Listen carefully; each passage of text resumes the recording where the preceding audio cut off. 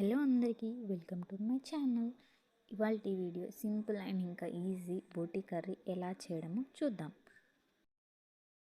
ముందుగా stove on చేసి గిన్నె పెట్టుకొని అందులో ఒక 4 టేబుల్ స్పూన్ ఆయిల్, తర్వాత ఒక బిర్యానీ ఆకు, దాల్చిన చెక్క, చిన్నగా కట్ చేసుకున్న ఉల్లిపాయలు, అవి కొద్దిగా ఫ్రై అయిన తర్వాత 2 కట్ చేసిన పచ్చిమిర్చి వేసుకొని 2 మినిట్స్ ఫ్రై చేయాలి.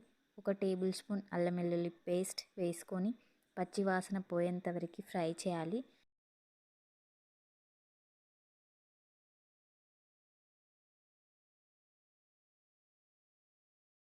తర్వాత కొద్దిగా పసుపు వేసుకొని ఇప్పుడు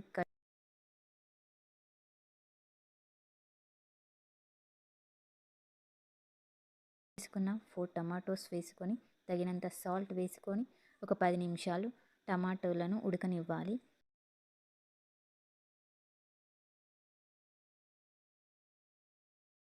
మనం మంచిగా వేడి నీళ్ళతో ఉడికించి క్లీన్ చేసిన బోటీని వేయాలి.